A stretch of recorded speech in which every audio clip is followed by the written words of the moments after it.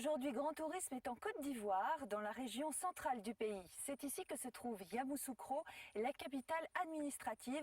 Et c'est ici également que commence la savane arborée, dans laquelle nous allons partir à la rencontre des animaux du parc d'Aboukwamekro. Nous irons également à l'intérieur d'un petit village pour assister à de superbes danses traditionnelles. C'est cette Afrique authentique et éternelle que vous offre Grand Tourisme aujourd'hui. Au nord-ouest de l'Afrique, juste au-dessus de l'équateur, la Côte d'Ivoire est largement bordée par le golfe de Guinée. Yamoussoukro est situé à 250 km au nord d'Abidjan.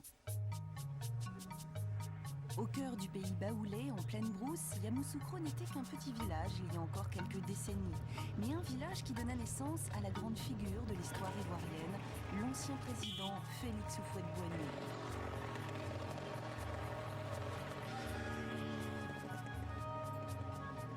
Aujourd'hui, ce sont des artères colossales bordées de cocotiers qui sillonnent la ville. Parmi les premières réalisations de la nouvelle Yamoussoukro, il y a les grandes écoles qui accueillent des étudiants de toute l'Afrique de l'Ouest. Ici, tout devait être plus grand et plus beau. C'est la plus grande coupole du monde, celle de la basilique Notre-Dame de la Paix, qui veille maintenant au destin extraordinaire de la ville.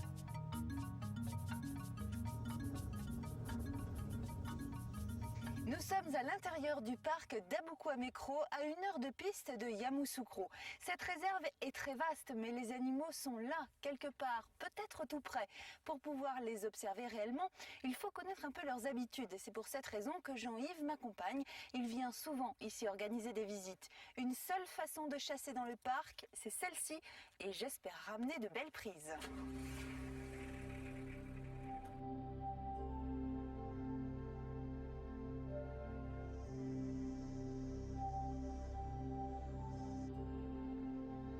En Côte d'Ivoire, 2 millions d'hectares sont protégés dans une dizaine de parcs nationaux. Le parc d'Aboukwamekro est un des plus récents.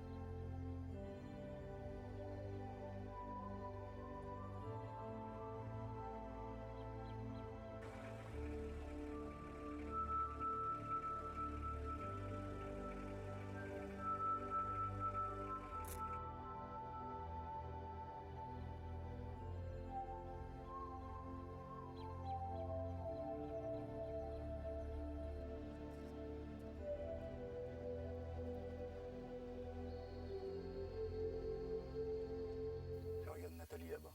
Il y a 2 rhinocéros couchés sous l'arbre, au milieu des buffles. C'est une mère et son petit? Ah ouais, elle s'appelle Barbara, elle a son petit à 27 mois. Bon, c'est assez rare d'en voir en Afrique de l'Ouest.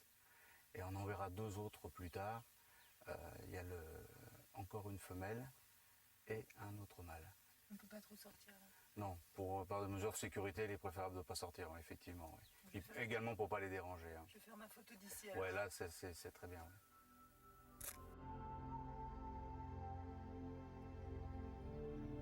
Avec son lac et ses pistes à flanc de colline, cette réserve est particulièrement belle. Elle offre une variété de paysages exceptionnels en Côte d'Ivoire. Je viens d'arriver au camp des agents des eaux et forêts. Alors leur travail consiste à surveiller le parc, à dénombrer les animaux, vérifier qu'ils sont en bonne santé. Si ce n'est pas le cas, appeler un vétérinaire. Et puis ils sont là également pour veiller à ce que d'éventuels braconneurs ne rentrent pas à l'intérieur de la réserve. Alors sergent-chef, moi ce matin j'ai déjà vu des coqs de buffon, des buffles. Vous avez beaucoup d'espèces ici. Lesquelles? Oui, on a plusieurs espèces animales. Par exemple, comme les gros mammifères, nous avons les éléphants, les rhinocéros blancs qui sont venus de l'Afrique du Sud. Et dans les autres réserves, qui sont venus de d'autres réserves, nous avons les hippotragues, les buffles, les coqs de buffon, les coqs de façade, les bibales. Bon, les éléphants sont en brousse en règle générale, donc il n'est pas évident qu'on puisse les voir. Il faut faire l'écotourisme pour voir les éléphants. Il faut les pister à plusieurs heures et puis les découvrir. Alors combien de temps recommandez-vous aux gens de passer dans le parc pour avoir une bonne vue? C'est une très petite réserve qui ne fait pas une grande superficie et on peut, avec une demi-journée, on peut voir tous les animaux, ou bien à la rigueur une journée entière, on peut voir tous les animaux. Donc les gens ne rentrent pas tout seuls dans le parc, ils sont accompagnés? Ils sont effectivement, comme dans toutes les réserves ou les parcs nationaux du monde, il faut des guides qui ont été formés et qui connaissent bien les points d'eau, les salines, où on trouve les attroupements des des plusieurs espèces animales et ils vous accompagnent sans problème. Alors une petite recommandation, pour voir les animaux, il faut être discret, ne pas se faire trop remarquer, donc porter des vêtements qui se confondent bien avec les couleurs de la savane. Évitez bien sûr de faire du bruit, des grands gestes, et puis les agents des eaux et forêts recommandent également de ne pas quitter les pistes qui sont là pour vous guider, car en faisant du hors-piste, vous ne verrez pas plus d'animaux, au contraire, vous risquez de les faire s'éloigner un petit peu plus dans la brousse. Merci sergent-chef, je vous laisse à votre travail, moi je vais continuer ma visite. Oui, c'est nous qui vous remercions.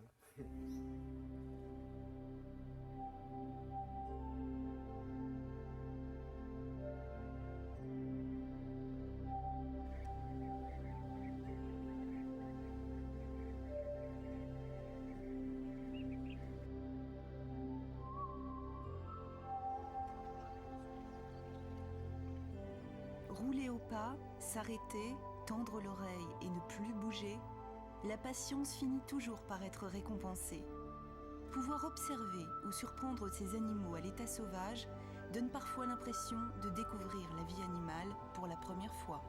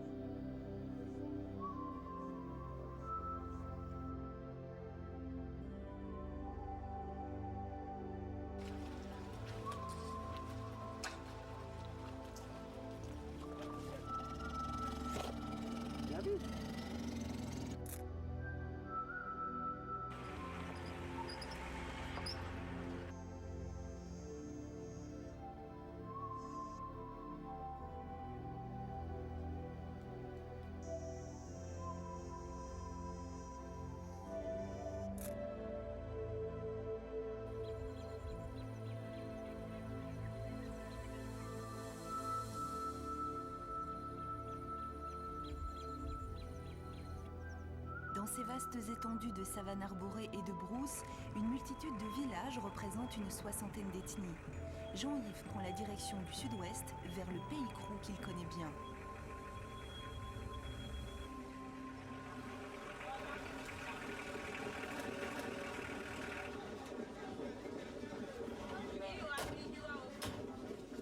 Une fois arrivé au village de Mani, il faut se plier à la coutume, les présentations et l'échange des marques de bienvenue.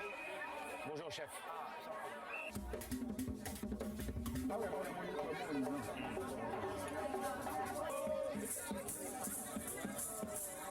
La fête au village va bientôt commencer. Alors il faut savoir que les danses n'ont pas lieu tous les jours. Elles sont réservées à certains événements, la fin d'une récolte par exemple, ou une fête importante.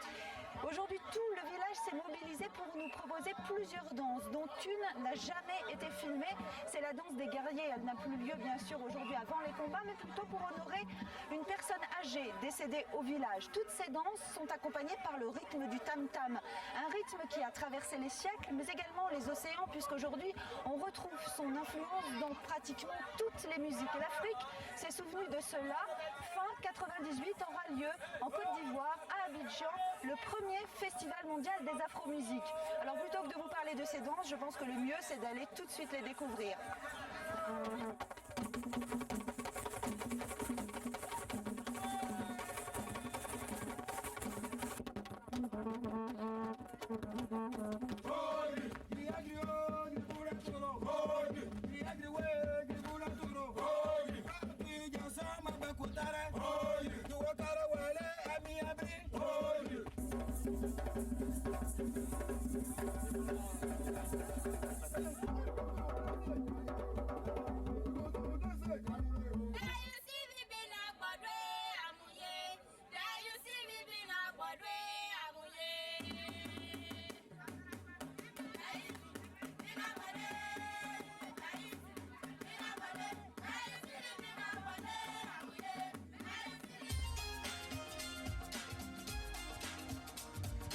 L'élément de de base de la cuisine en Côte d'Ivoire, c'est l'atchéké. Alors c'est un ingrédient qui demande une longue préparation que je vais essayer de vous expliquer.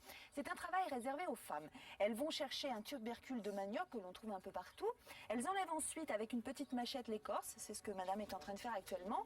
Le manioc est coupé en morceaux de cette taille à peu près, on les met dans un mortier et il faut là du pilonnage. Alors cela dépend de la quantité de manioc traité, mais cela demande tout de même 1 heure avec de la force et de la patience pour obtenir une purée de manioc. Cette purée est mise dans un tissu et dans une presse pour extraire un jus qui contient de l'amidon et on obtient donc cette pâte qu'il va falloir ensuite mettre dans un grand plat en bois et à la main les friter pour obtenir un grain un petit peu plus fin que l'on pourra étaler au soleil pour le faire sécher. Alors là, il faut quelques minutes de séchage.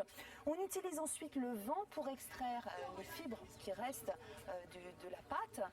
Cette pâte est mise dans un tamis pour là obtenir les grains les plus fins possibles, un peu comme de la semoule. Et il reste encore une opération, c'est la cuisson. On utilise un feu de bois, un récipient qui contient de l'eau, c'est donc une cuisson à la vapeur. Et voilà, l'atchéké terminé après tout ce travail. Alors bien sûr, il est accompagné de sauce, de poisson, de viande. Et il faudra absolument le goûter car c'est vraiment une découverte à faire. Si vous désirez visiter la réserve d'Abokwamekro, sachez qu'il n'est pas encore possible de séjourner à l'intérieur du parc. À Yamoussoukro, réservez votre chambre à l'avance car il y a peu d'hôtels dans la ville et un seul établissement de haute gamme, l'Hôtel Président.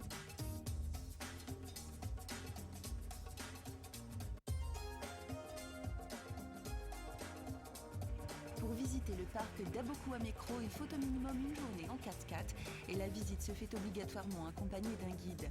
Le premier festival mondial des afro-musiques réunira 91 pays du 1er au 12 décembre 1998. Pour vous rendre de Paris à Abidjan par avion, il faut compter environ 6h30 de vol. Enfin, pour plus de renseignements, contactez le Haut Commissariat au Tourisme de Côte d'Ivoire.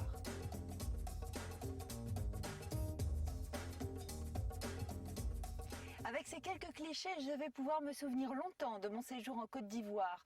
Mais ce que l'Afrique a à offrir de plus fort et de plus profond ne tient pas sur une pellicule. Cette émotion, il faut venir la vivre par soi-même. Grand tourisme en Côte d'Ivoire, c'est fini. À bientôt.